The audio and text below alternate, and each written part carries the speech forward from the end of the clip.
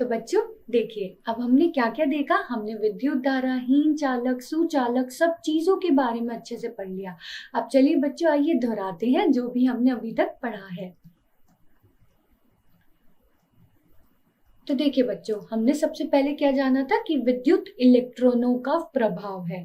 मैंने आपको क्या बताया था? हर एक वस्तु पदार्थ से मिलके, परमाणु से मिलके बनी है और जो परमाणु है उनमें बच्चों हमारे 3 प्रकार के ऐसे पार्टिकल होते हैं। एक होता है इलेक्ट्रॉन, एक होता है प्रोटॉन और एक होता है न्यूट्रॉन। तो बच्चों इलेक्ट्रॉन के प्रभाव को ही हम क्या कहते हैं? विद्युत कहते हैं। अगर इलेक्ट्रॉन नहीं तो वहां पे विद्युत भी नहीं।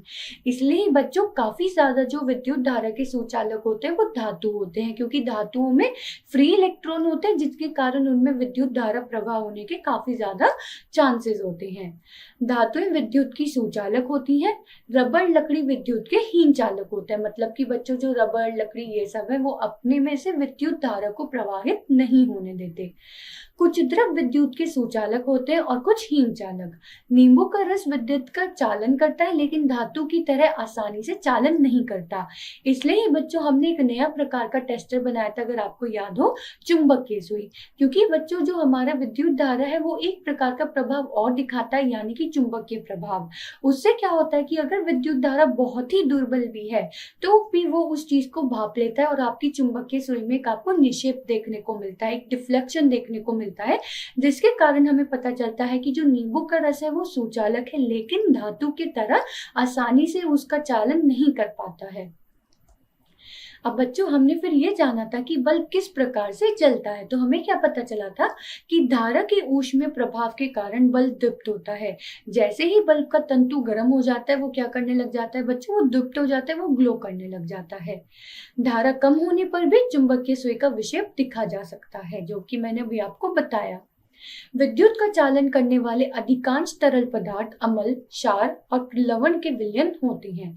मतलब कि बच्चों एसिड और बेस के सोल्यूशन होते हैं, या फिर सॉल्ट के भी आप कह सकते हैं। अब बच्चों देखिए, हमने वहां पे क्रियाकलाप करी थी। हमने नींबू का रस, चीनी और सोडियम हाइड्रोक्साइड लिया था। हमने देखा था कि नींबू के रस और सोडियम हाइड्रोक्साइड के केस में हमें चुंबकीय सुई में एक विक्षेप देखने को मिला था, लेकिन चीनी के घोल में ऐसा नहीं देखने को मिला था। तो इससे हमें पता चला था कि जो चीनी का घोल है वो विद्युत धारा का हीन चालक है, लेकिन जो ये हमारे एसिड और बेस होते हैं वो बच्चों विद्युत धारा के सुचालक होते हैं।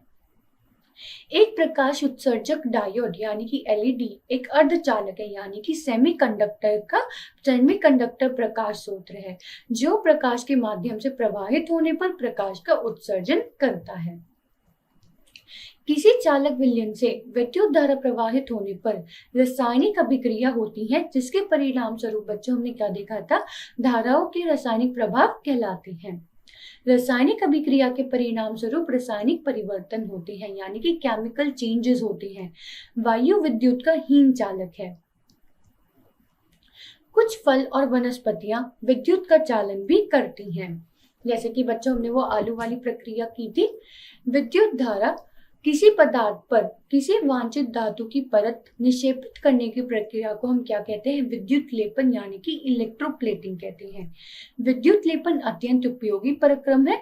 उद्योगों में धातु की वस्तुओं पर किसी दूसरी धातु की पतली परत विलेपित करने के लिए इसका व्यापक रूप में उपयोग किया जाता है। जैसे कि बच्चों हमने देखा था कि लोहे के बर्तनों पे टिन की, क्रोमियम की या फिर जिंक की हम ऐसे परत चढ़ा देते हैं, जिसके कारण हमारे जो ऐसे लोहे के सामान होते हैं वो आसानी से जंग नहीं खा पाते। तो बच्चों मैं आशा करती हूँ आपको ये सब समझ में आया होगा। तो चलिए बच्चों, इसी के साथ क्या होता है, हमारा अध्याय यहीं पे पूरा होता है। मैं आशा करती हूँ आपको सब कुछ ही बहुत अच्छे से समझ में आया होगा। तो बस आप पढ़िए, अच्छे से समझिए और हम बच्चों फिर मिलेंगे। तब तक के लिए खुश रहिए और अच्छे से पढ़ते रहिए।